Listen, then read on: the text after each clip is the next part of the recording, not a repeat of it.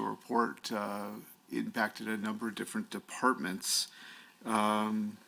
Where specifically each of the recommendations are, I'll have to come back, Ryan. I don't know that question. Yeah, there was a whole action list of recommendations that came from the anti-racism, and the OBV did a very good job in terms of the research that the department funded to provide recommendations, and 6 key recommendations, all of them on issues of hate. So the question is that when you already have this number of recommendations and you have had lessons, and again, why you wait another recommendations and then determine whether you will keep that is the question. If you could provide some explanations on that, that would be great, because I'm looking into the time and we may not have time to go through that. Sure, thank you. The trend of hate crimes and challenges require solutions. According to the government funded, again, on page 26, you indicate the research that you provided funding, and it provided 6 recommendations, I say. Are there any steps taken so far on those recommendations?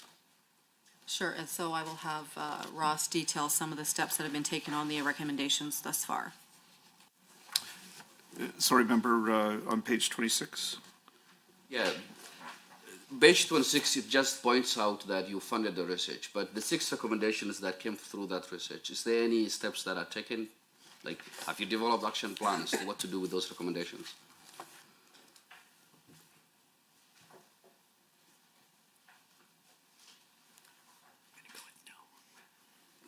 Okay, I'll move. I can't answer that question specifically, but within the government, there's a number of different activities going on. And to your previous comments, sir, or chair, there was a large study that came out of our sister Department of Immigration and Multiculturalism around hate crimes and various things like that. And so I'm not sure if, some of the work that we're doing, whether it's through the hate crime coordinators, we of course have the hate crime community liaisons. There's a lot of work being done in a lot of different areas. And so, to your question about where all the recommendations are, I think I'm going to have to get back to you in terms of all of them, because it is, as you noted, a very complex issue within Alberta, and it requires almost a multidisciplinary approach to how to address it. Those are the recommendations from the Anti-Racism Advisory. That is cross-ministry recommendations. I do understand that. The one that I'm referring here is that this is a specific 6 recommendations that were directed to you, to the department. And this is the OBV research recommendations.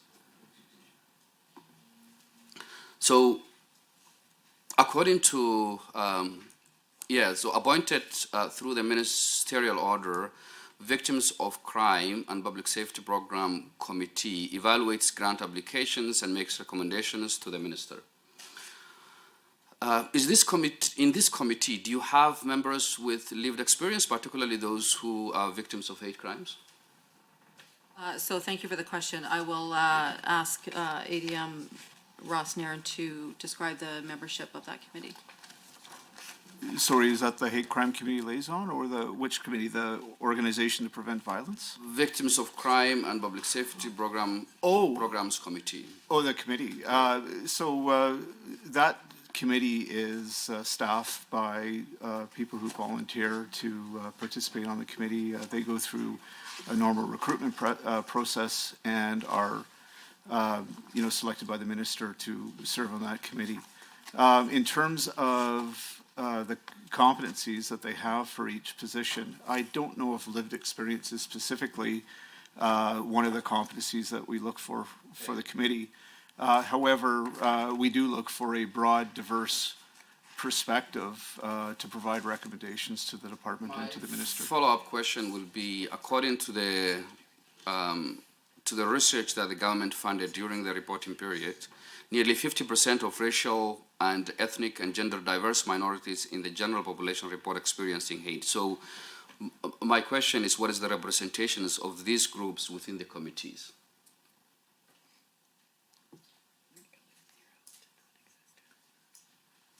We can commit to bringing that information to the committee.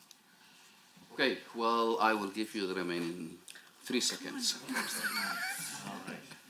Thank you, and we will now proceed to question from Government Caucus Committee members, and MLA Roswell will start us. Thank you very much. I'd like to discuss the recommendations of the Auditor General for Department to implement a system to develop and maintain a provincial hazard assessment, which you did mention a little bit in your report. See that this is related to another recommendation, which is to improve the monitoring and reporting of recommendations through a post-incident disaster review.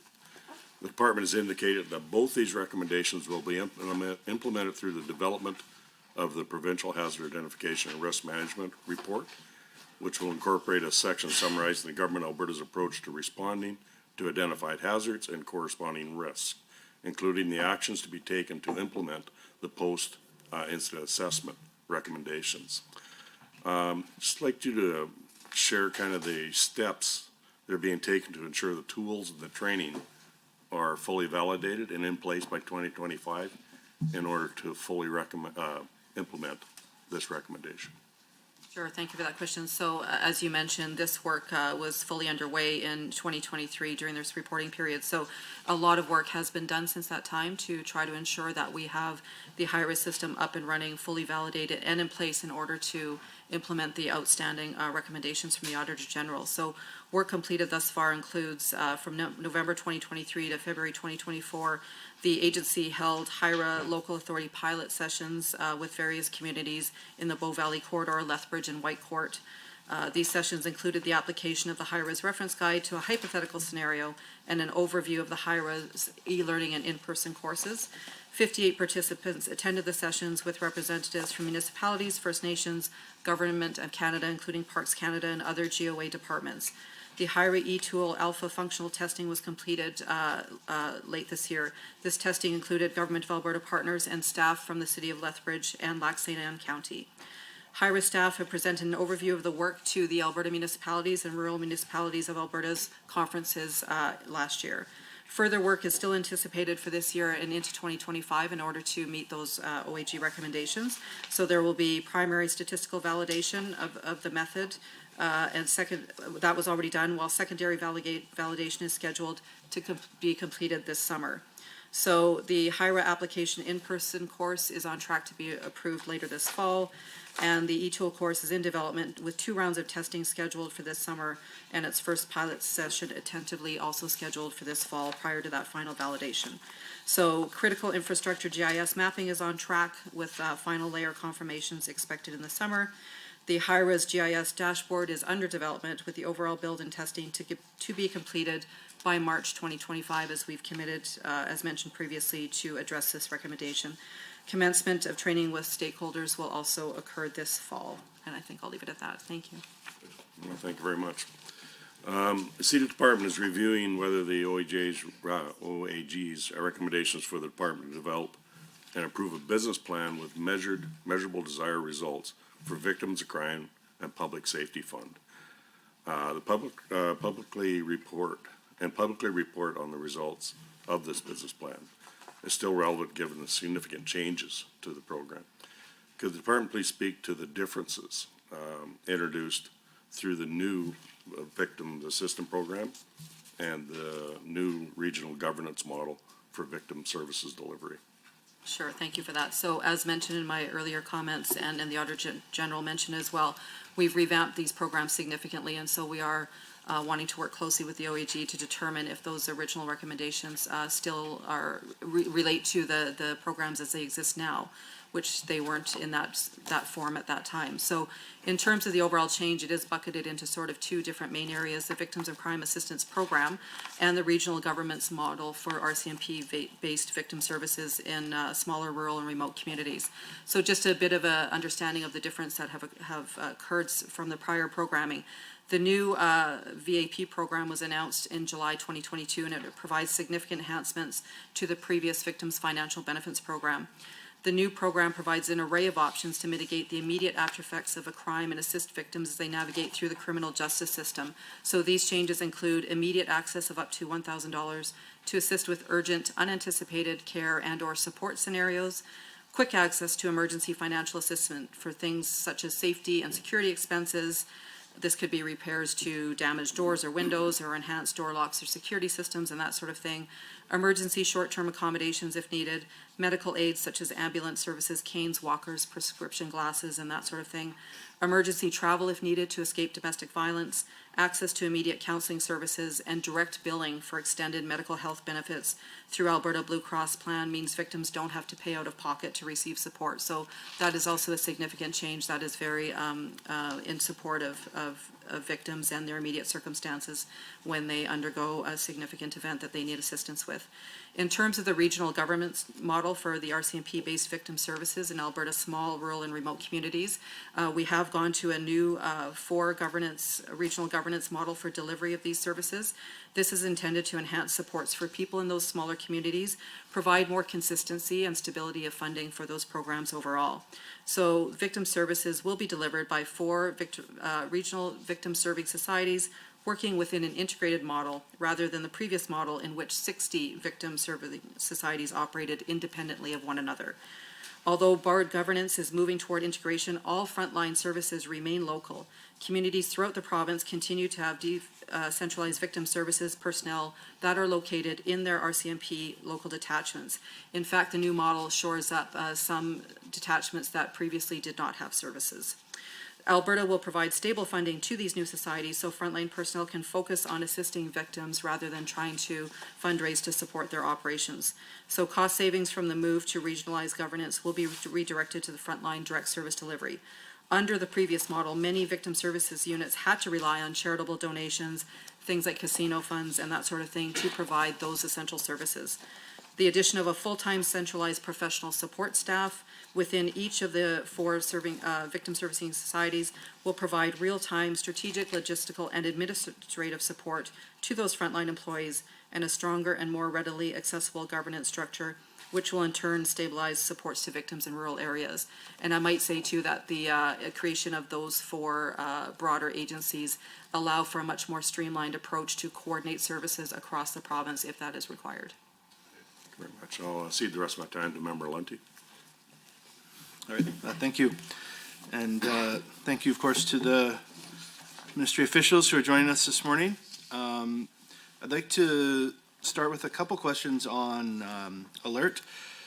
So this is on page 20 of the annual report, discusses the Alberta Law Enforcement Response Teams, or ALERT, which since 2006 have been building safer communities in Alberta by arresting more than 10,000 individuals, issuing 34,000 charges, and seizing close to $1 billion in illegal drugs. I also see that ALERT is dedicated to investigating online child exploitation, organized crime, drug trafficking, human trafficking, auto crimes, and rural property crime, as well as managing Criminal Intelligence Service Alberta, which is connected to all provinces across Canada. So through the chair, on page 21, it mentions that in 22-23, 44.1 million plus an additional 5 million advance payment from 21-22 was spent to support ALERT and their activities to support safer communities. What initiatives did this funding support in 22-23, and how did this funding support ALERT in keeping Albertans and our communities safe? Sure, thank you for the question through the chair. So as you mentioned, in 2022-23, ALERT was successful on a number of fronts supporting safety and security of Albertans. This is done primarily through reducing the flow of illegal drugs and through the seizure of a variety of drugs, including fentanyl, opioids, methamphetamine, cocaine, and other illicit drugs, targeting organized crime groups to reduce victimization related to drugs, gang activity, and firearm offenses, arresting perpetrators of human trafficking and providing referrals, resources, and/or trauma care through the safety network coordinators to those victims, and targeting online predators to protect children from exploitation, sexual abuse, self-harm, and/or child luring, and that is through the ICE Internet Child Exploitation Unit. They've also done work recovering stolen property and automobiles. And just to give you a bit of a flavor of the specific successes on those fronts, in the reporting year here, 22-23, ALERT was working in every area of the province, and specialized units arrested 309 offenders, laid 1,548 charges, seized 102 illegal firearms, and recovered more than $8 million in stolen property, including 245 stolen vehicles, and seized and processed over 1.4 million in civil forfeitures. They laid 815 charges, arrested 133 people for drug-related activities, seized 70 firearms, and recovered 232 stolen automobiles. All right, and through the chair, thank you for that information. I'd like to drill down a little bit on one of the areas that you just spoke to, children and youth. So we know with today's children and youth having so much access to the internet, there are inherent risks of bad actors using the internet to harm youth and children. Page 28 and 29 of the annual report discusses the Alberta government's effort to prevent internet and child exploitation. I see that in 22-23, expenditures for the Internet and Child Exploitation Unit were approximately $8 million, with $5.6 million provided by the province. So through the chair, could you please expand on how this funding supported efforts to protect children and youth in Alberta? Sure, thank you for that question. So as you mentioned, of course, we're in a day and age where children have vast access to the internet and all of the negative things that go with it. Conversely, so do those bad actors who are out there, are able to utilize the internet for those nefarious purposes. So education awareness is absolutely one of the key strategic objectives of the ICE unit for the past few years. And since tracking began on community engagement in ICE, they have delivered approximately 70 community presentations. These community engagement events have been well received, with many positive notes being received by persons in attendance, and the value of having ICE members speak to those local groups, being able to provide their invaluable expertise on this topic. The need for ICE to be involved in this realm is important, as not only are we well positioned to speak on safety and hear about an ICE investigation because of their experience, it also allows access to the communities that are served to hear about more specifically the problems being experienced in those areas. So this is a pillar of community policing. The purposes and mandate of the child exploitation teams will not be working in isolation in the ICE office, but also to create and develop partnerships with other advocacy groups to amplify the ability for not only ICE, but various stakeholders to interdict, educate, and put parents in a position to better protect their children. ICE representatives have a seat at the National Working Group on Cybercrime through Public Safety Canada. They also sit on the subgroup on sextortion and online exploitation, and they receive special permission to be on the committee after being invited based on Alberta's involvement in interaction in various aspects of child protection. So they're asked to speak at several events like the Alberta Association of Chiefs of Police, Alberta Provincial Justices Association, Alberta Teachers Association, all with a view of educating the judiciary and other people involved, such as executive police members, on the work of ICE, the challenges and the strategies and the support they need to move those initiatives forward. ICE, through Alert Communications, also has various resources and links to educational material that's on the Alert website. Through community engagement events via teachers associations, they have had communication about involvement in curriculum information for material to be taught in schools for online safety. And in terms of a few of the key statistics in the reporting year, there was almost 3,000 file intakes by the unit, 81 arrests, 351 charges laid, and 46 children rescued. Great. Thank you so much for that information. I'd like to wrap up this block, switching over to Alberta's Safer Communities and Neighborhoods. So, of course, our UCP government is committed to ensuring the safety and well-being of all Albertans. I see that Alberta's Safer Communities and Neighborhoods, or SCAN, units are improving community safety by targeting and, if necessary, shutting down residential and commercial buildings regularly used for criminal activities. This includes activities such as producing, selling, or using illegal drugs, prostitution, solvent abuse, or the unlawful sale and consumption of alcohol, and gang activity, organized crime, and the exploitation of children. I see that on page 23 that in 22-23, the annual expenditures for the SCAN program were $3.3 million. So through the chair, I see that there's a commitment to increase the number of investigator positions from 20 to 40 in 23-24. Can you please provide an update on the status of this commitment? Sure, thank you very much. So we're pleased to say that the SCAN units have continued to be expanded since this reporting period. It was first established by the Sheriff's Branch in 2008, and as you mentioned, authorized to investigate complaints under the SCAN Act. Currently, SCAN has 44 full-time employees and has an annual budget now of $5.8 million. So we have definitely made strides in terms of expanding the ability and capacity of the SCAN unit to investigate those very serious issues.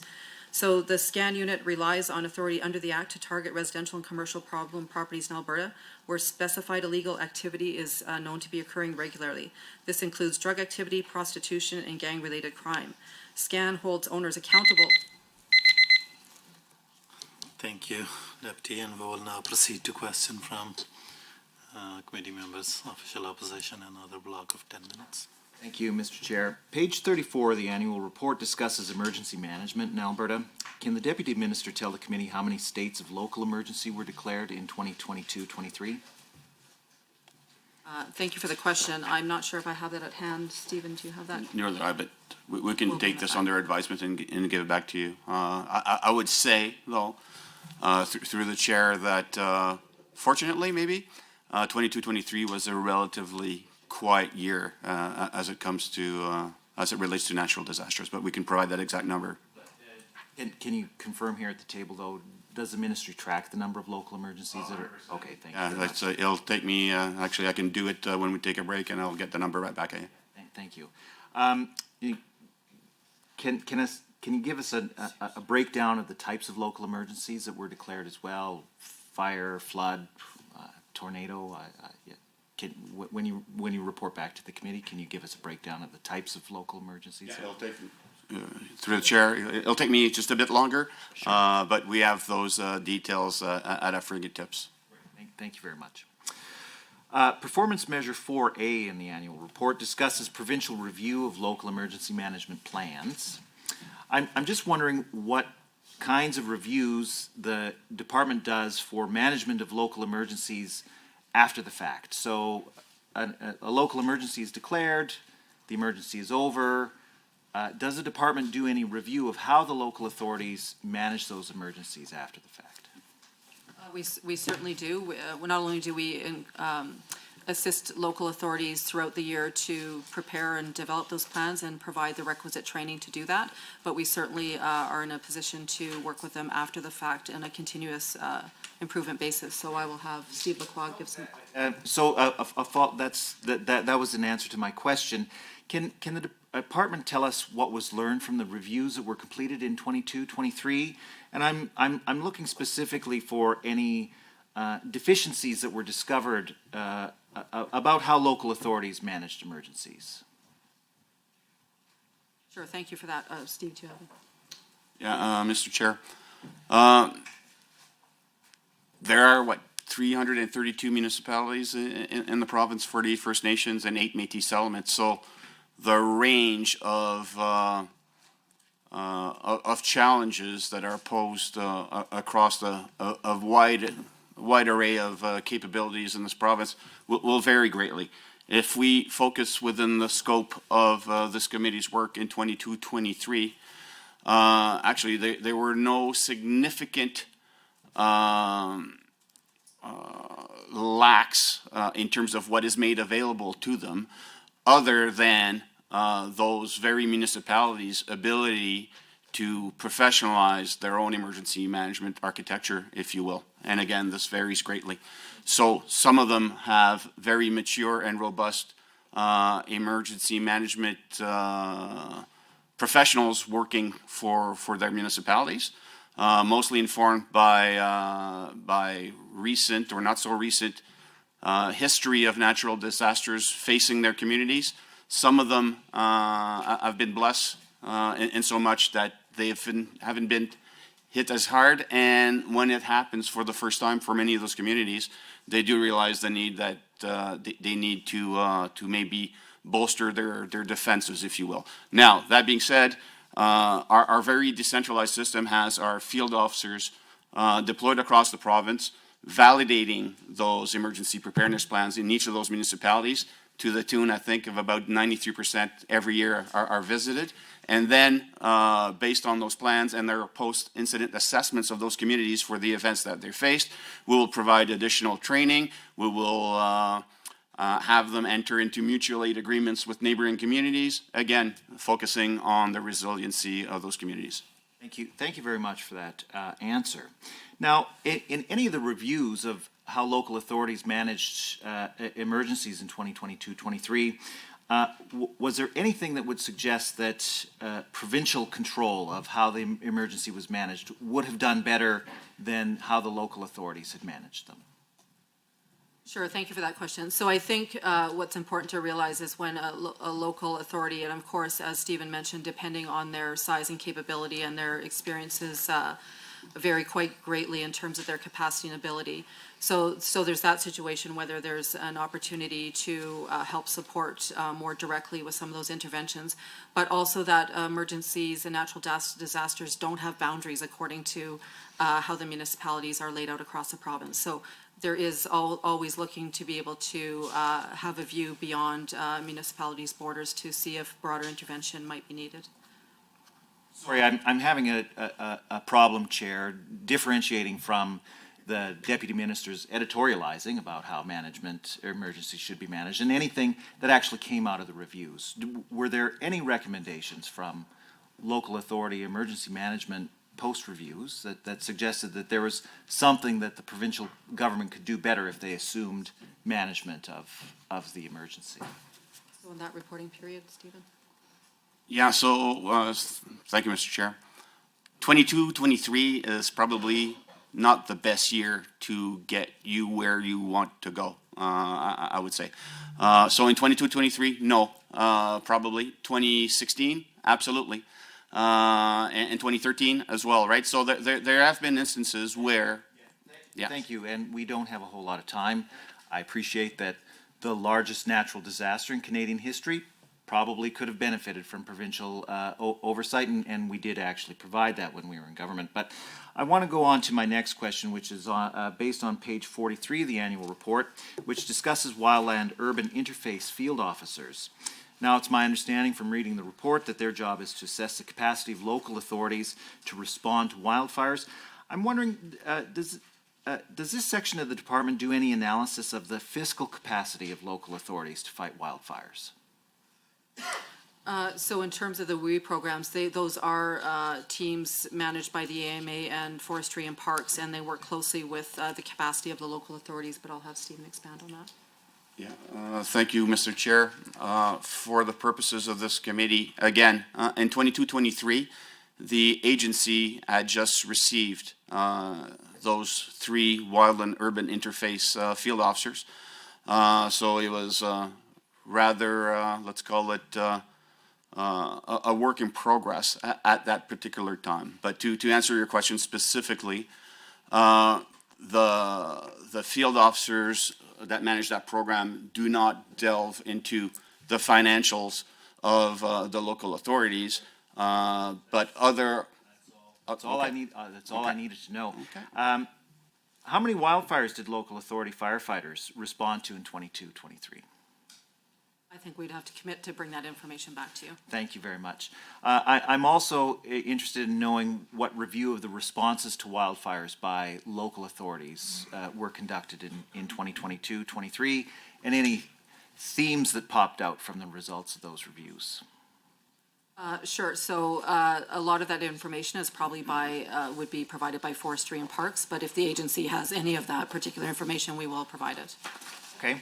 And when you get back to me, I'm wondering if there were any incidents of mismanagement on the part of local authorities that popped up in 22-23. Sure, nothing that I'm aware of, but if we have it. Were there anything in the reviews that the department conducted that suggested that wildfire management would have been better had the province assumed control of the local authorities' firefighting forces? Again, we will look to the reviews that were undertaken as a result of this fiscal year and let you know. Okay, great. Thank you very much for those questions. So I want to move on now to, I'll turn it over to Marie. Sure, thanks. Real quick, on page 29, talks about the Police Amendment Act. And in particular, I had a quick question. The on page 30, the 3 bullets that talk about the key changes in the Act. The second bullet, new requirements for police to develop community safety plans, diversity and inclusion plans. Could you talk to me about the framework that you're going to use to measure these plans beyond just did you get them or not? Sure. So thank you very much. So we do have that work underway. We initiated some regulatory development around furthering the amendments that were made in 2022 to support a variety of those things. I think some of those things were undertaken in the fall, and we have some internal capacity as well to monitor the development and the how robust those Will plans those community are. safety plans be turned into the ministry? So how will the ministry know they're in place, they're sufficient? Sure, so we do have. Thank you, and we will proceed to question from the Government Caucus member and MLA McDougall. Thank you. As part of Key Objectives 3, I see on page 38 that in December 2022, government initiated public safety and community response task forces out of Edmonton and Calgary. So initiated that. So these task forces are focused on implementing initiatives that support the province's recovery-oriented system of addiction and mental health care. The report goes on to mention that as a result of the task force's work, Alberta Sheriff's partnered with police services in Edmonton and Calgary as part of two short-term projects to help deter crime and respond to social disorder. Could the department please provide further detail on what these pilot projects entailed and what were the results of these projects? Sure, thank you very much. So these projects were implemented both in the downtown of Edmonton and Calgary, and it involved us deploying a number of sheriffs in each city to partner with local members of those services to, so not only to address the concerning crime and social disorder in the inner city and transit areas, but also to help provide those persons that were being interacted with more supports and resources that they might need. So a total of 24 sheriffs were deployed, 12 in each city. The CPS pilot ended, I think, in June or July of that year, and the EPS pilot continued until December. So a number of successes were born of those, and I can go back to revisiting a number of stats that I had in my opening comments, but I would just say that we tracked and had tangible results for all of the arrests laid, the weapons that were confiscated, the number of people that were provided with some sort of intervention support services, and police also in detail tracked those specific tangible results. So we can certainly provide more detail, but I think I covered a list of them in my opening comments. So in terms of brevity and giving the committee time for questions, I won't repeat those right now. So as a result of those results that were measured, was there any consideration given in 2023 to renewing these projects for the future? So we've continued to look at that in terms of working with the police services about, it really is about exploring with them what it is that they think they need in terms of support from the sheriffs and how we might assist. So there was some preliminary reports provided to the department that we're looking at, but those conversations, of course, continue. And beyond these specific 2 pilots, there are a number of initiatives that sheriffs are called upon to support police agencies across the province and act in support of on a variety of different tasks, whether they're time-limited situations that are happening at any given time, or whether there's a request from the police to participate in a more targeted situation. Oh, yeah. And of course, the ministry is providing funding to support 50 additional police officers in each of the cities as well. So not specifically to do with the sheriff's deployment, but other ways that we are supporting those cities. Okay. Changing direction a little bit, our government is committed to working closely with Indigenous peoples in developing solutions and strategies to improve public safety in Indigenous communities and across Alberta. And I'm glad to read on page 24 of the report about the Public Service Indigenous Advisory Committee, which was created to provide advice and recommendations regarding public safety matters from an Indigenous perspective to ensure government policies and program align with the needs of Indigenous communities across the province. And can you please provide an update on the work of that committee and its recommendations, and how its recommendations have helped inform the department's efforts to improve public safety in Indigenous communities across Alberta. Sure, thank you. So the Public Security Indigenous Advisory Committee, otherwise known as PSAC, was created in November 2022 to do exactly what you mentioned in terms of providing advice and recommendations to improve public safety throughout Alberta, including Indigenous communities, and primarily to help provide recommendations to the ministry and the ministry's serving partners in this area in terms of how programs can be improved or better responsive to those unique challenges and needs by Indigenous people in the province. So since its inception, the committee continues to meet regularly and sort of refine their focus and provide advice into various initiatives that the department has on the go. And so the work of the committee is really focused on identifying their priorities and those concerns in Indigenous communities, and where possible that the government is able to provide supports in those areas. So there's been a lot of collaborative discussions with various public safety experts, including those in policing, conservation enforcement, victim services, emergency management, and Crown prosecutors, to really help those folks who are on the front lines understand the framework of working with Indigenous communities, understanding how to be most successful and effective in working with those communities in those various lines of business. As we know, the needs of Indigenous communities and the tendency to overrepresentation in some of these areas is a very sensitive issue, and having all of those frontline partners being very engaged, providing regular education, and bringing current concerns by those various Indigenous partners to make sure that everybody is sort of aware of not only ongoing historical concerns, but new and emerging concerns as proactive work with those Indigenous communities continues is a key role that the community assists with. Thank you. As you know, the Indigenous community in Alberta has a proud history in this province, and its history and traditions are respected and accepted by the province. Page 29 of the annual report mentions that the Indigenous and Municipal Police Transition Study Grant was officially launched in September of 22. I see that a total of $270,000 in grant funding was provided in 22-23. Can you expand on how this grant funding helped these Indigenous communities and municipalities increase public safety?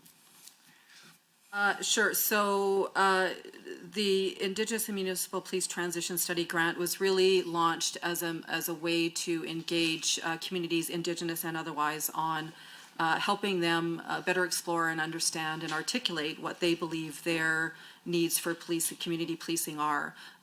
It's been very important in the work in this space over the past couple of years to really be able to engage with those communities and understand that policing does need to be effective, needs to be reflective of the community it serves. And so the work of those grants is to provide those communities with money to be able to do their own exploration into their policing needs and what that looks like for them. So we've had a number of Indigenous communities apply, as well as non-Indigenous communities apply for that funding.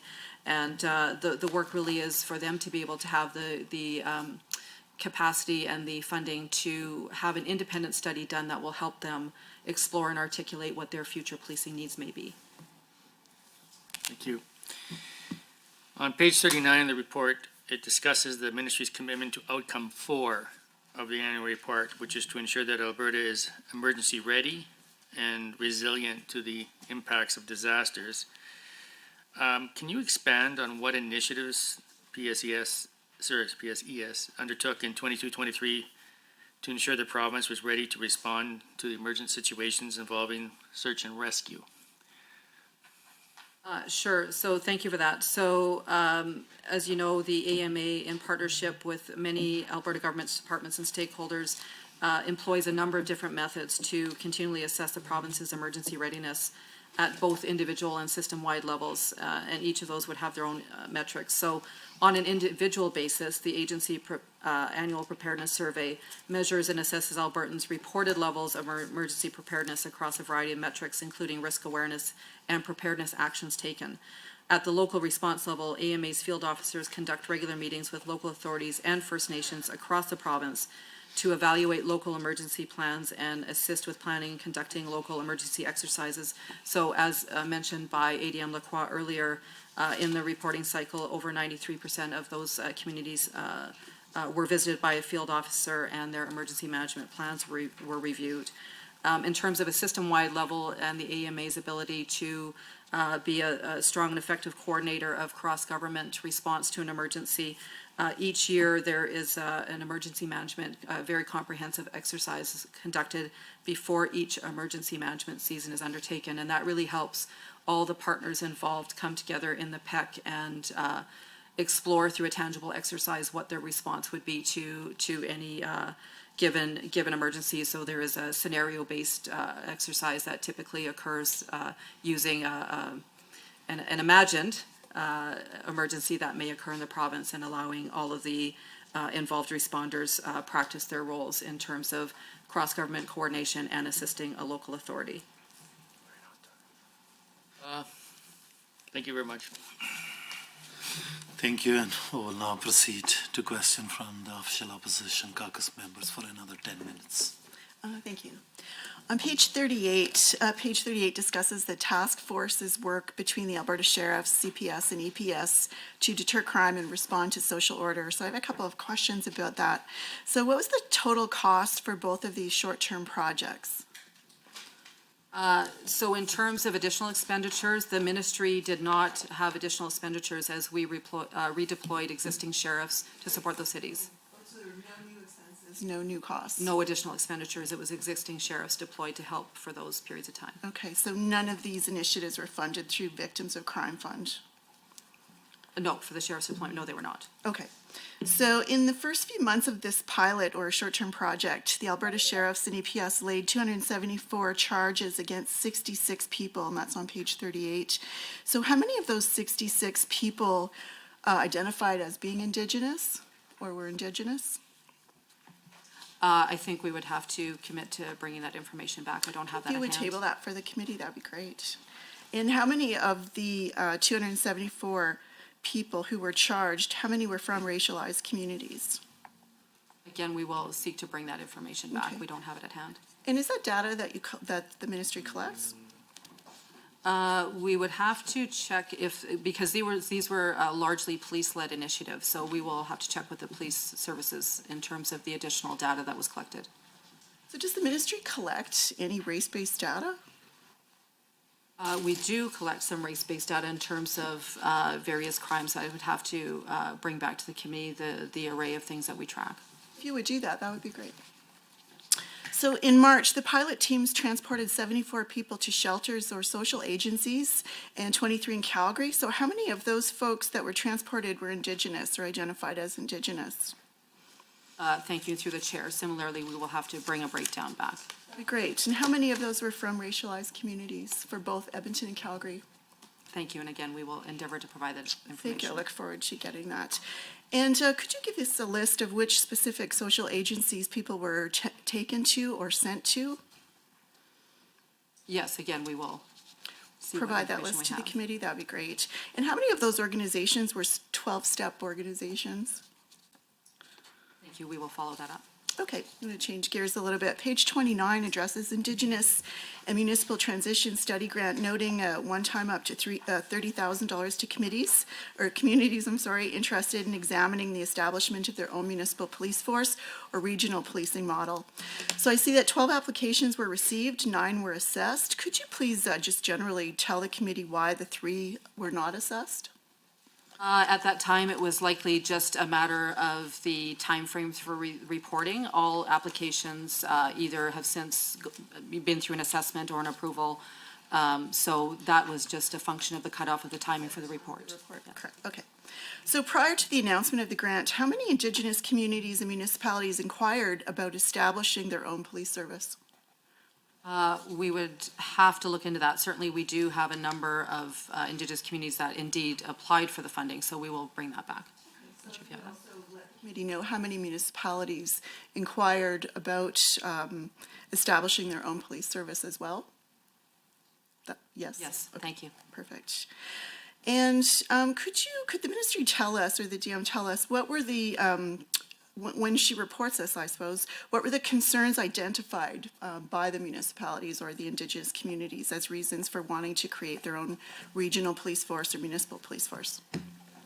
Sure, and I would say just in general terms, and I'd welcome ADM Zablocki to supplement, but in general, I think communities are highly interested in knowing that the community policing they have is truly responding to their unique pressures and concerns. And I know that we've assisted Siksika in working towards a transition in recent years as well. Prior to committing $9.7 million to the city of Grand Prairie to establish municipal police force, how many conversations about creating a municipal police force were initiated by the municipality and not the ministry? Is the question regarding Grand Prairie specifically? Yes. We'll have to go back and see if we have Okay, that. so you'll table with the committee how many inquiries, meetings, questions were initiated by the municipality of Grand Prairie? We'll see if we have that. Yes, Okay. thank you. Despite a lack of consultation with Grand Prairie residents and unknown cost implications, can the ministry explain the financial benefits to the taxpayers of Alberta and Grand Prairie? What the tax advantage would be to creating a municipal police force? So creating a municipal police force is within the jurisdiction of the municipality to make that decision. So I'm not sure that we would have all that information, but we will see what we have.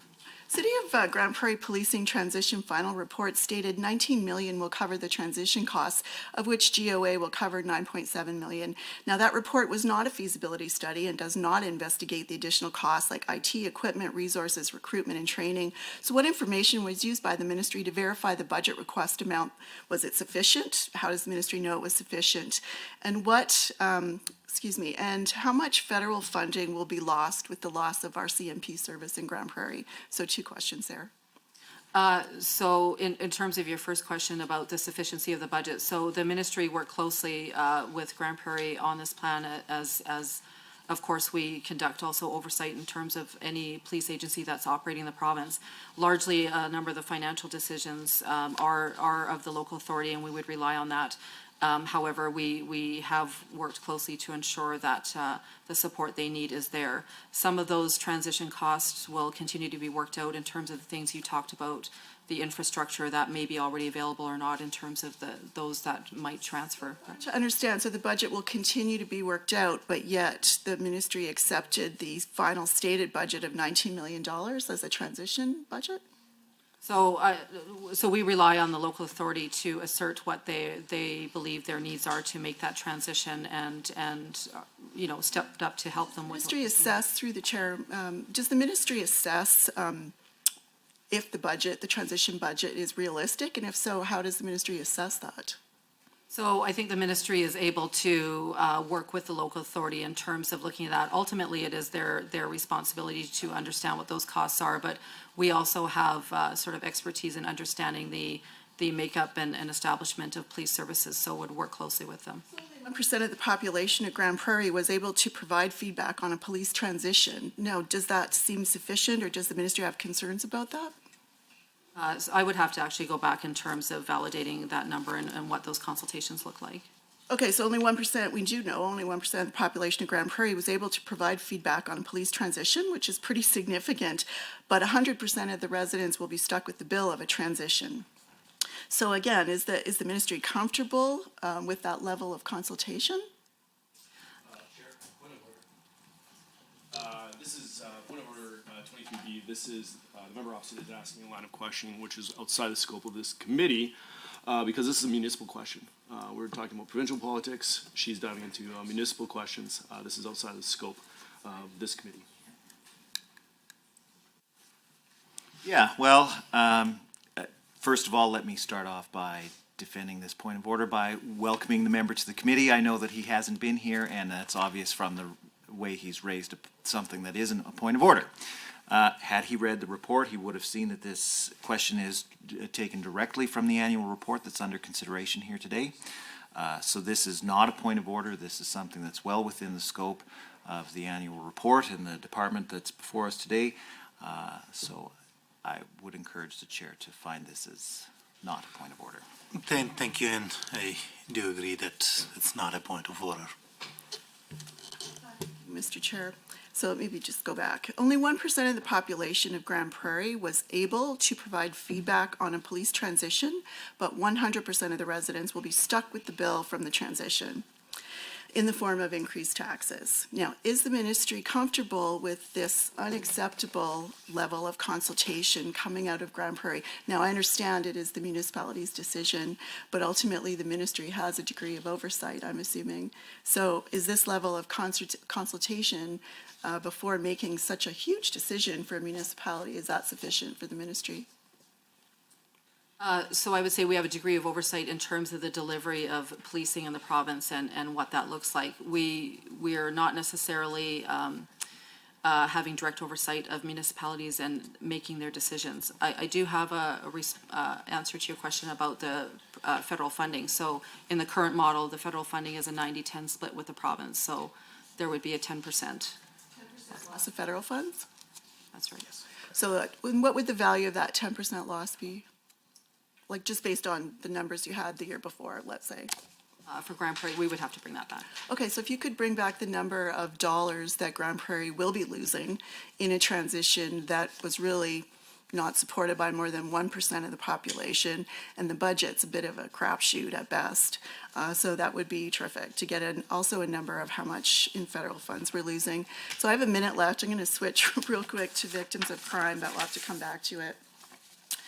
So obviously we heard previously that the ministry does not have performance metrics nor reporting, and now we have budget cuts and unused funds for victims of crime.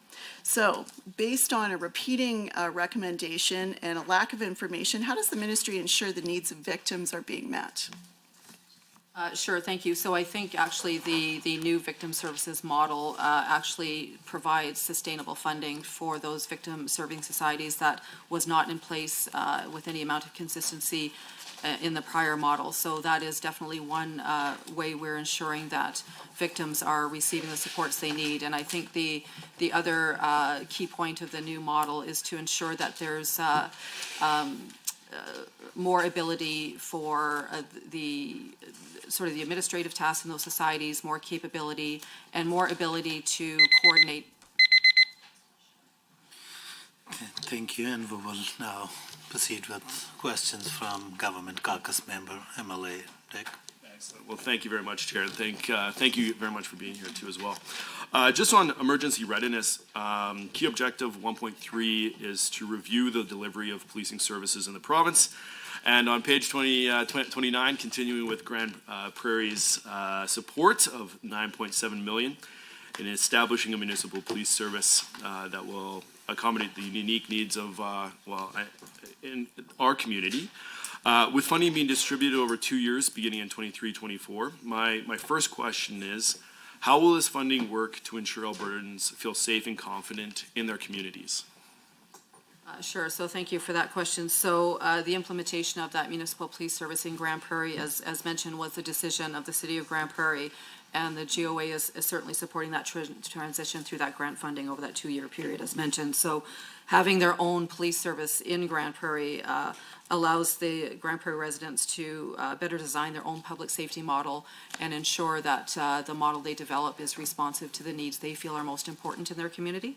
And so we continue to meet with them, with the leaders, with the City of Grand Prairie, with the Grand Prairie Police Commission, Public Safety Canada, and the RCMP to help work through that transition process to ensure that it is smooth, that Grand Prairie Police Service continues to be able to recruit and hire the police officers they need. Thank you very much. And then can you please provide a status update on the establishment of the municipal police service in the City of Grand Prairie? Sure, and maybe I'll turn to ADM Zablocki for that information. Yeah, thank you. And through the chair, I can advise that the plan, recruitment plan, is on track for the City of Grand Prairie and their new Grand Prairie Police Service. They are intending, or actually during the month of May here, they are proceeding with their first recruitment class. They have a second recruitment class scheduled for September of this year as well. And again, things are on track in Grand Prairie. Excellent. Well, thank you very much.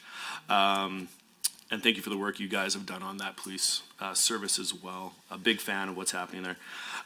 Moving on to red tape reduction, on page 18 of the annual report, it indicates that the Alberta government has made a commitment to regulatory approaches and program delivery that reduces unnecessary government oversight and emphasizes outcomes to improve access to government services, attract investment, support innovation and competitiveness, and grow Alberta businesses. And I see that specifically that public safety and emergency services supported this priority commitment by eliminating 2,582 regulatory requirements by the end of March 2023, which is a 17% reduction overall. Just really well done. That's incredible, 17%. So thank you very much for doing that. Really helps out the taxpayer here in Alberta, as well as I'm sure the department. So my question is, can you and the department please share some of the red tape reduction efforts that were undertaken to achieve this reduction? Sure, thank you for that question through the chair. So as you're likely aware, in terms of when we consider red tape, we consider not only things that are specifically embedded in regulation, but also other administrative processes, forms, and those sorts of things that are considered to be burdensome on Albertans when they are using our systems. So we've done a number of things. We have a very large ministry, as you know, that's very frontline and operational, and so we really focused on where we could have impact on those direct things that our clients or the people we serve interact with quite frequently. So we've made a number of updates to forms within the correctional services area that really repealed and consolidated, when we had a number of forms in place before, really narrowing that down to what was really needed. We did reduce some requirements in applications for individual licenses under the Security Services Investigators Act, and we repealed a number of forms used under the Victims of Crime and Public Safety Act. So at the end of this particular reporting period, we were continuing to look at and review the variety of other permits and licenses that we administer and issue as a ministry, and which of those can be reduced or consolidated or otherwise reduce the burden for the Albertans that need to interact with those forms to acquire our services. So in terms of the security service investigators licenses, that included reducing burden to both individuals and businesses, and we dealt with some body armor control permits as well. So to date, we're pleased, as you mentioned, to continue to meet our internal service standards for processing these permits. Excellent. Well, thank you very much for doing the hard work of reducing the red tape internally. Now, going on to some urban crime, I'm hearing about increased mental health challenges and drug addiction in urban areas. And on page 15 of the annual report, the ministry highlights its actions on addressing crime in downtown areas by launching temporary Alberta sheriff deployments in partnership with Edmonton and Calgary Police Services. So my first question on this is, can you explain to what work was done in 2022 and 23 to address mental health challenges and drug addiction in urban centers? Sure, thank you for that, and through the chair. So as you're probably aware, we don't work in isolation, and a lot of this work is done in close collaboration with the Ministry of Mental Health and Addiction. And so over this period, MHA invested almost $8 million over 3 years to increase the number of police in crisis, otherwise known as PAC teams, in both Calgary and Edmonton. So these teams pair police constables with mental health therapists from Alberta Health Services to respond to 911 calls where there's a mental health concern. Police and mental health therapists work together to assess a client's mental health challenge and determine what support might be required to keep both the individual and the community safe. The government is adding 12 new PAC partnerships in each city. This will effectively double the number of PAC teams in Calgary, increasing from 12 to 24, and triple them in Edmonton, increasing from 6 to 18. So these partnerships will certainly better support Albertans struggling with those mental health challenges, as we know are a concern for sure in the public safety realm. And so to ensure Albertans across the province have access to addiction treatment, the government is building 11 recovery communities and adding more than 10,000 publicly funded spaces, including detox, treatment, and recovery spaces as well. And there is certainly some sister initiatives being undertaken within our correctional centers to offer services more in line with a recovery-oriented system of care to support those people in our correctional centers with those acute issues to be able to give them better treatment through our therapeutic living units prior to their release. Well, thank you very, very much for that. And following up on this, many people living in urban communities are becoming fearful or reluctant to enter certain areas of these urban communities. What did the department do in 2022, 2023 to reduce this fear and reluctance? Sure, thank you. So we've all heard of those concerns, particularly concentrated in downtown cores and around the transit systems, which of course generates not unfounded and significant concerns by people who require those transit systems to get around in their daily life. So we invested in both cities, in Calgary and Edmonton, with Alberta Transit System cleanup grants to help them identify improvements they could make to those particular areas which were of obvious concern to clean those up, making it a safer, more welcoming environment. We continue to enhance access to recovery-oriented continuum mental health and addiction services and supports that, of course, incorporate prevention, intervention, treatment, and recovery. So many communities across Alberta are experiencing elevated rates of overdoses, violent crime, and social disorder. And we are certainly well aware that in order to understand crime, we need to understand how addiction and mental health and homelessness are interrelated complex issues that need to be dealt with in a coordinated way.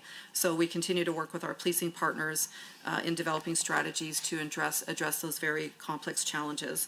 Another initiative we committed to during this time frame was to provide the funding for those additional 50 officers in each of Edmonton and Calgary. That work, I'm pleased to say, continues to be underway, and we expect to see those additional resources in the streets over the coming months. And as we know, a visible presence of police officers certainly helps with a deterrent situation for those criminal activities that occur in those areas. So we're looking very much forward to seeing the results of those additional resources when that initiative is completed. Excellent. Well, thank you very much. On a 911 program, in my last 30 seconds, the 911 program was given 43.36 million to public safety answering points, which it represents just over 13 million increase over the last fiscal year. How did this increased funding help strengthen and support the delivery of local 911 services? And back to you. Thank you. And now we will proceed with question from the official opposition caucus member for another 10 minutes. Thank you, Mr. Chair. Before I go back to victims of crime, I just had a quick question about, I'm assuming that the ministry has a unique view of the challenges faced from, all law enforcement organizations right across the province. I'm just wondering if the ministry could speak on the difficulty organizations are having with recruitment. Sure. So, of course, recruitment has been a challenge, as you know, in terms of policing, and maybe I'll have ADM Zablocki expand on that. Don't do it. Through the chair, and thank you for that question. Very, very good question. So, yeah, recruitment and retention, I would suggest are challenges for policing services, not only in Alberta and law enforcement, not only in Alberta, but across the country and quite frankly, across North America. So many law enforcement agencies have a very distinct focused effort on recruitment and have expanded their approaches to recruitment. The issue continues to exist. And, it's hoped that over time, those challenges will be met, and law enforcement more broadly could be considered a profession that more of our young people would like to be involved in. Okay, well, thank you for that. I'm certainly grateful to everyone who decides to enter that profession. So my question is, does the ministry, I'd like their opinion, because it is sort of laced throughout the annual report. They don't say specifically they think it's a good idea to create new law enforcement organizations, like let's say a municipal police force in Grand Prairie or wherever the case may be. So does the ministry believe that this will influence in a positive way recruitment and retention? Or will it create more difficulties? So I think in a general sense, and what we've heard in the past is, and particularly as it has related to RCMP recruitment, that ability to work or return to your home community as one that's been I would say a consistent theme in terms of recruitment. So having those municipalities with their own police services that are able to recruit from their local community and really have a distinct understanding of those local challenges, be able to relate to those and feel that satisfaction of being able to do that work in their communities, we feel is a positive step.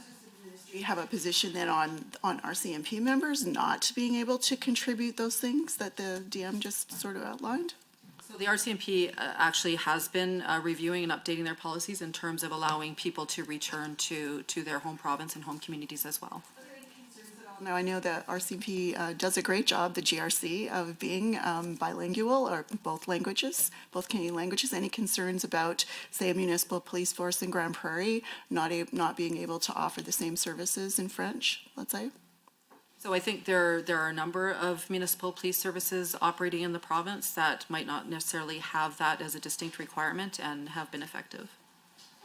I'm going to move on to victims of crime questions. So on page 33, objective 3.1 is to ensure victims have the help they need when they need it. Now, the Auditor General has repeatedly discussed the risks of not having performance metrics and reporting. So how does the ministry ensure the needs of victims are being identified and met? Now, I'm not talking about citing budget amounts or what was placed where, but what metrics is the ministry using to determine whether or not those investments are having the impact they want? Sure, thank you very much for that question. And although those particular measures and metrics and the information we track is not necessarily some of those specific ones in the annual report, we certainly do have a large cache of information and statistics that we do measure in terms of calls for service and services provided by those victim serving units. So I might invite Ross Nairn to expand on that, or Trevor. I'll start off, Chair, if that's okay, and then I'll ask my Director of Victim Services to come forward and provide some perspective. It was, the MLA task force that looked at this issue in 2019 and 2020 and provided recommendations. They really focused on taking a more holistic view of how victim services provided across the province and ensuring consistency. Sorry, I'm sorry to interrupt. I don't have much time. So I do know that committee. I do know their work. I did read the report, but I'm asking what came from that report, what was translated into metrics. And so it's very difficult for a committee member, let's say, to know that the needs of victims are being met if we don't have any metrics to look to. And I think that's why the Auditor General was so very specific about how long they have repeated the same recommendation. So going to my question is specifically, what are the metrics that the ministry uses? And I don't need a summary of the report necessarily. Sure, and maybe we'll invite Trent because to offer some comment, as there is a number of metrics that are tracked in terms of actual service delivery by those units.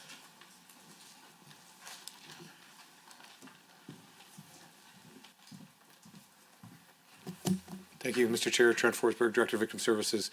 Through the Chair, so the program has been set up to be quite responsive to inputs, especially in its first year of operation.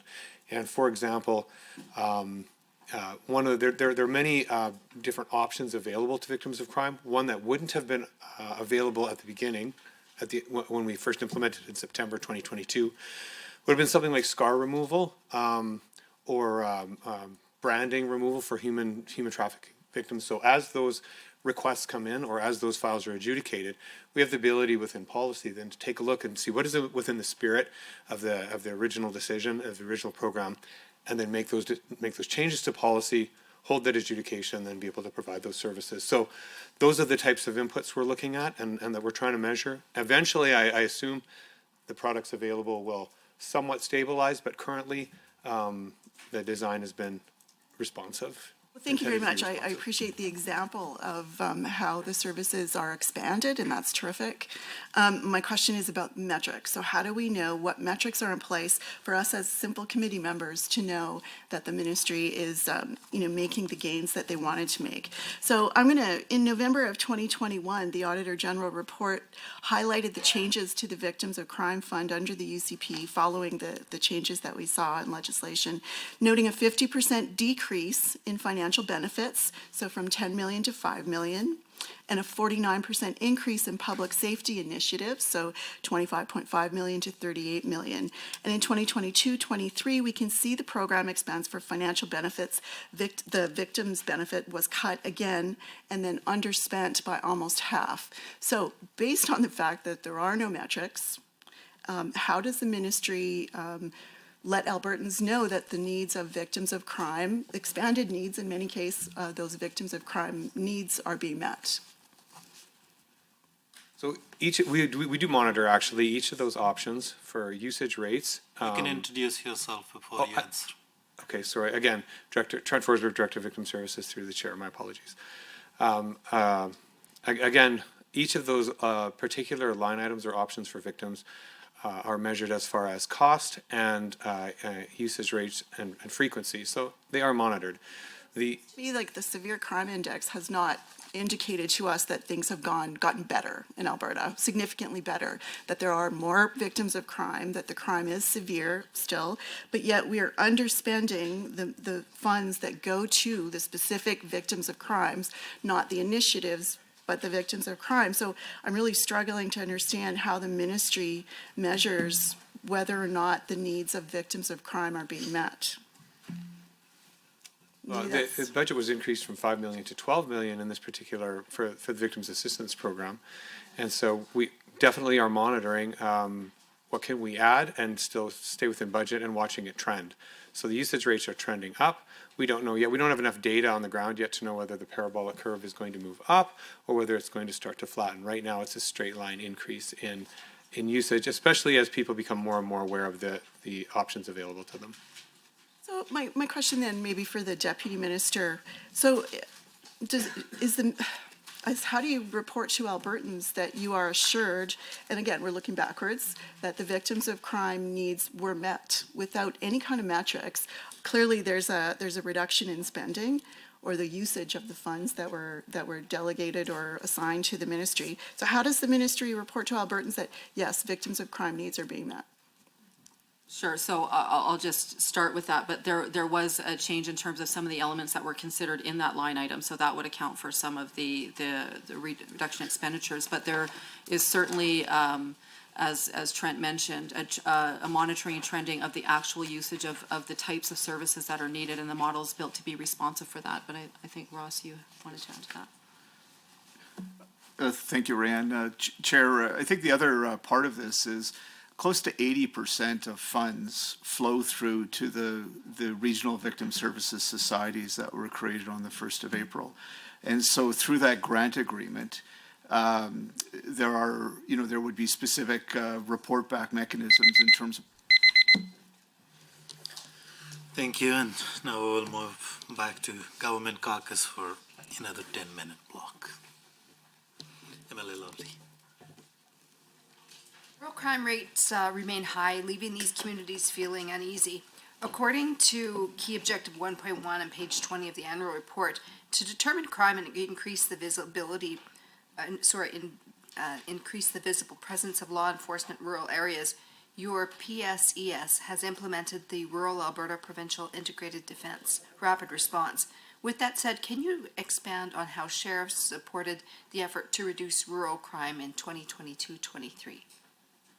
For sure. So thank you for that question through the chair. So as mentioned earlier, I had a variety of statistics in my opening comments about some of those key accomplishments by the RAPID initiative, and I won't necessarily repeat all of those for the sake of your time, but I will also mention that, of course, there was an injection of funding into the Sheriff's Branch in terms of 27.3 million added to their budget, and a number of new initiatives through the sheriffs were announced at that time, including the establishment of a fugitive apprehension teams and additional surveillance unit for the rural areas. So we continue to move on those initiatives in terms of staffing them up and having them come into full fruition over the coming year. So we're looking forward to some more achievements on that front. Of course, under RAPID, I did mention earlier that the sheriffs were given those additional authorities that enable them to respond to impaired driving and other criminal traffic offenses. And we have additional funding marked for the Sheriff's Highway Patrol to continue to train and equip its members to assist the local police of jurisdiction with emergencies and other high priority calls. So we did invest $4.3 million to create 2 plainclothes sheriff's team that will be working on surveillance in the rural areas on criminal targets, and that will enhance their existing surveillance capacity and provide that extended support to RCMP detachments for those local investigations. As mentioned, discussed earlier, the scan teams have been increased as well, several new positions being added to those various regional hubs, and that will give them added capacity to be able to deal with those problematic business individual properties that are conducting those criminal activities that they seek to target. So, and the Fugitive Apprehension Sheriff Support Team will be working closely with police to identify those individuals who are high risk, who might be out on or in breach of various release conditions, to locate them and bring them back into custody. I'd like to ask a question regarding the electronic monitoring pilot program. Key objective 3.2, as seen on page 36 of the annual report, is to continue to implement digital transformation to improve Albertans' access to service, promote system sustainability, and reduce red tape. I see on page 36 that an alignment with the government's commitment to expand the use of electronic monitoring technology, and supported by IOMS, the department moved forward in June 2022 with establishing an electronic monitoring pilot program for clients released from custody on temporary absent permits. Could the ministry please provide details on this program? How does the electronic monitoring help reduce crime and keep Albertans safe? And what metrics did the department use to track the outcomes of this pilot program? Sure, thank you very much. So that existing electronic monitoring project, as you mentioned, relates to those individuals in custody who seek to have a temporary absence approved for their temporary release from a correctional facility, maybe during their period of custody or near the end. And so that's facilitated using Repath, so it's a mobile phone-based application that has GPS-enabled surveillance to monitor those clients when we so we do an assessment as to whether they're appropriate to be released on a temporary absence. If necessary, we use this technology to track them. And so the metrics in terms of really measuring the success of those outcomes is the number of clients that were placed on that Repath program and how many successfully completed those periods of supervision. And I'm certainly able to provide more details through the ADM of Correctional Services on some of those results if needed. Thank you. Performance measure 1.C on page 32 of the annual report reflects the number of police officer and law enforcement civilian positions that are funded by the Government of Alberta. I see that over the past 5 years, the Government of Alberta has steadily increased the number of provincially funded police officer positions from 1,900 in 2018-19 to 2,255 in 22-23, an increase of 14.9%. I also see that as part of its commitment to address rural crime, the ministry is hiring additional RCMP members to strengthen the province's ability to respond to rural crime. How did the hiring of additional police officers in 22-23 promote public safety and deter crime in our communities? And I see the funding for additional police officer positions is provided through new funding police model. Could you please elaborate on this new funding model and how it's helping meet the public safety needs of rural Albertans, such as those in my constituency? Sure, thank you for that, and through the chair. So the police funding model allows a reinvestment from those communities who have those police contracts in place with us. So it allows the ministry to redistribute and allow for more resources in areas as they're needed across the province. So in 22-23, 40 police officer and 52 civilian positions were called up to support policing, public safety and deter crime in these communities through the funding acquired through the police funding model. So the efforts of these particular increase in positions were on the rural police and crisis teams that we talked about earlier, which involves teams of registered psychiatric nurses and RCMP members that provide crisis response to intervene, assess, and support people having a mental health crisis in the community, and district relief teams for southern, western, and eastern Alberta districts. So police officers are assigned to cover urgent demand for service who may be deployed across a district, and resources are not attached to a singular detachment, so that allows for more flexibility to assist in those particular areas of need at a particular time. And these efforts were focused on the following for civilian member positions, which included youth program officers, community program officers, and district support personnel. So it's always important to realize that boots on the street are certainly one resource that's needed, but in the entire spectrum of providing those policing services effectively in a community, you need a number of other positions as well in those frameworks to make the entire service delivery effective. So 22-23 was the third year of operation for the police funding model, with over 46 million generated revenue for reinvestment into policing, and really placing a priority on increasing that frontline and core policing, but also augmenting necessarily specialized services, as I mentioned, to support the delivery of adequate and effective policing across all areas policed by the RCMP. So this includes support for rural detachment enhancements. This is a priority in the first few years of reinvestment, expansion of aerial observation capabilities, undertaking methamphetamine and opioid initiatives, addressing auto theft, augmenting specialized services for crime reduction, continuing to advance the call management initiative, enhancing general investigative or GIS services, and further supporting vulnerable persons, missing persons, and homicide investigations in small and rural Alberta communities. And the funding, the police funding regulation provides for 2020-21 fiscal year 23,250,000, representing 10% of frontline policing costs, growing to almost 35 million in the second year, representing 15% of the frontline policing costs, and for the reporting period that we're discussing today, over 46 million, representing 20% of those costs. Human trafficking is a heinous and unthinkable crime that violates a person's most basic human rights, and this government is taking action to combat human trafficking in the province. Turning to page 28 of the annual report, it mentions that in October 2022, Alberta announced 22.8 million in new funding to step up to fight against human trafficking, including establishing an Alberta office to combat trafficking in persons, with funding being distributed over 3 years. How did this funding contribute to the government's efforts to combat human trafficking? Sure, thank you. And so, as in many questions we've had before, and in this topic in particular, it's always a need for a multidisciplinary or a multifaceted approach to these complex problems. So, of course, we have ALERT, who maintains human trafficking units in both Edmonton and Calgary. These investigating units have and continue to investigate incidents of human trafficking. They have rescued many victims and laid a number of charges at the conclusion of these investigations. And of course, human trafficking works to connect victims with supports. Internal to the ministry, we've done a lot of work to establish the Alberta Office to Combat Trafficking in Persons, or otherwise known as AOCTIP. And so during the time frame that we're talking about, of course, the office is quite a bit more established now, but during the time in question, there were a variety of in-person workshops were held to help, including representatives from human trafficking-focused community-based organizations, law enforcement. Thank you, and for the final round, member will read question into the record for a written response, starting with the official opposition caucus. Thank you, Mr. Chair.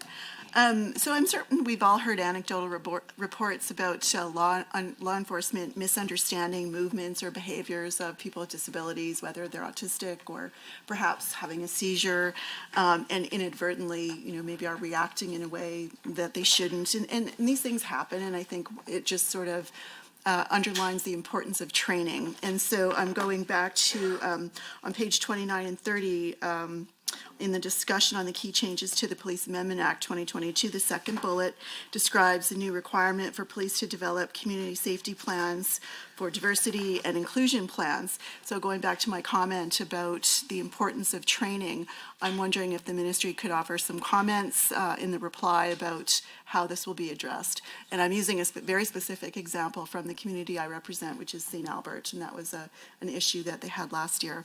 I would also like a list, if possible, if the ministry could share a list with all of the initiatives that were funded in this fiscal that we're reviewing through the Victim of Crime Fund changes. And then, yes. And how does the ministry ensure, so what accommodations are offered to victims of crime who identify with disabilities or who have disabilities? So how are they supported and monitored? What metrics are used, if any? And just, keeping in mind this is a pretty significant group, portion of the population, as I think the UCP's own ministry has said that about 21% of the Alberta population is disabled. So I think these plans are quite important. And that is it for me. Yeah. The department introduced amendment to the Police Act to improve police accountability and enhance public confidence by reforming police governance and oversight and strengthening ties to the communities.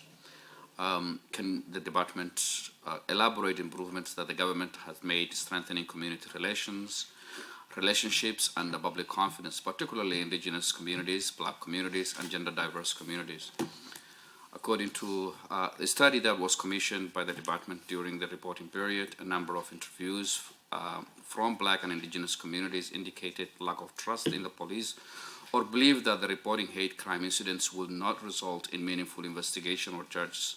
What steps is the department taking to bring confidence and trust with the system among these respective communities?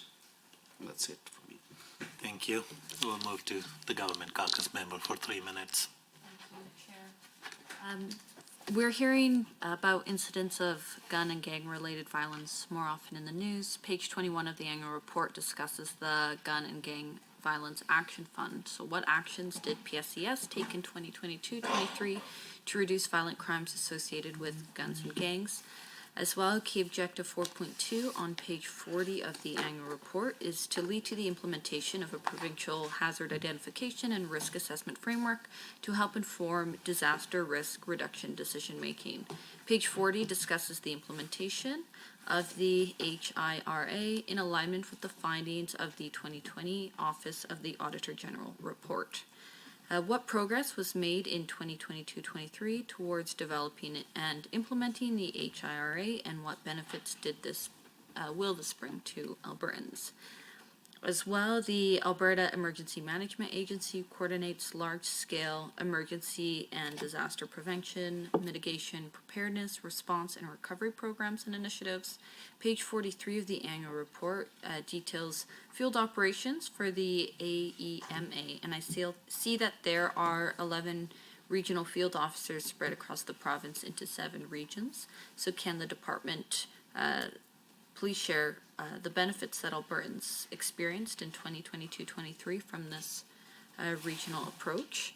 As well, performance measure 4.A, discussed on page 43 of the annual report, measures the performance of local authorities visited by an Alberta Emergency Management Agency field officer and had their community emergency management plan reviewed annually.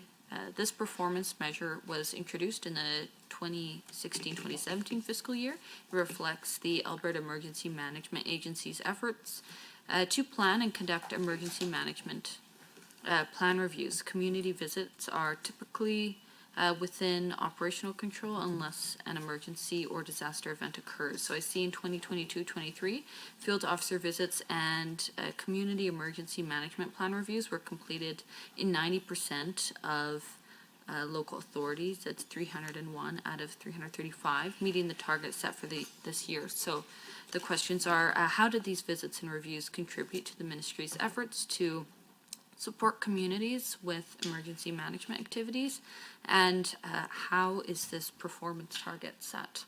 Thank you. Thank you, and I would like to thank officials from the Ministry of Public Safety and Emergency Services and the Office of the Auditor General for their participation in responding to committee members' question. We ask that any outstanding question be responded to in writing within 30 days and forwarded to committee clerk. Other business, honorable members, we are nearing the end of the list of ministries that the committee has agreed to meet with. The subcommittee on committee business will meet today to recommend a schedule of the ministries for the committee during the fall session. If the subcommittee makes recommendation, a report will be made available for review at our next Tuesday's committee meeting. At the meeting, the committee may consider approving a schedule for the fall. Are there any other items for discussion under other business? The next business meeting of the committee is on Tuesday, May 28, 2024, with the Ministry of Affordability and Utilities. That meeting may be extended by half an hour to accommodate review of the subcommittee report and consideration of a new ministry schedule. I will now call for a motion to adjourn. Would a member move that Tuesday, May 21, 2024 meeting of the Standing Committee on Public Account be adjourned? MLA Rosewall, all in favor? Aye. Any opposed? Motion is carried and this meeting stands adjourned.